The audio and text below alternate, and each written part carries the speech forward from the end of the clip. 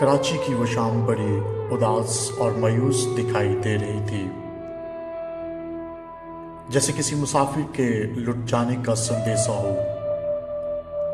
ادھر سورج کی کرنیں پہاڑ کی چوٹیوں کو چوم کر الوداع کہہ ہی رہی تھی، اور رات ہر کسی کو اپنے دامن میں چھپا لینے کے لیے بے چین تھی۔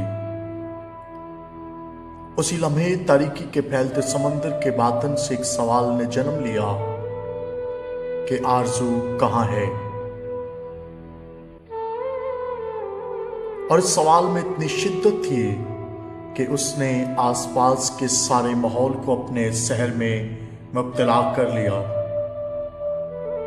ہر کوئی یہی جاننا چاہتا تھا کہ آرزو کہاں ہے، یہاں تک کہ سرحد کے اس پار سے بھی ہوا کی لہروں میں تیرتا ہوا یہی سوال آ کر ہر کسی کے دل کے دروازے پر دستک دے دے کر پوچھ رہا تھا کہ بتاؤ آرزو کہاں ہے، امید کہاں ہے، مقصد کہاں ہے؟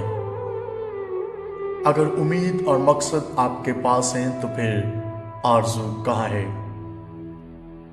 اس سوال نے مجھے ایسے دوراہے پر کھڑا کر دیا جس کے ایک طرف تو گہری تاریکی کے بادل چھائے ہوئے تھے اور دوسری طرف خوفناک ویرانی، جس کو دیکھ کر یوں محسوس ہو رہا تھا جیسے جہاں بھر کی بدروحوں نے ایک ساتھ رہنے کی قسم کھا رکھی ہو۔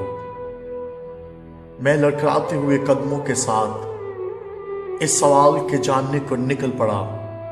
ابھی شہر سے چند قدم ہی چلا تھا کہ ایک جھونپڑی سے پرسوز آواز سنائی دی کہ آرزو کہاں ہے؟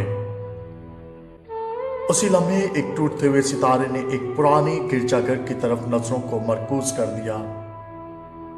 میں نے اس کی جانب چلنا شروع کر دیا اور چلتے ہوئے یوں لگ رہا تھا جیسے آگے بڑھنے والا ہر قدم سفر کو طویل کر رہا ہو۔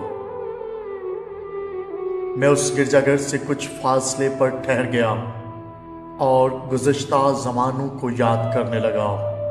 اسی پل ایک بوڑھا آدمی میری طرف آتا ہوا دکھائی دیا۔ اس سے پہلے کہ میں اس سے اس سوال کے بارے میں بات کرتا،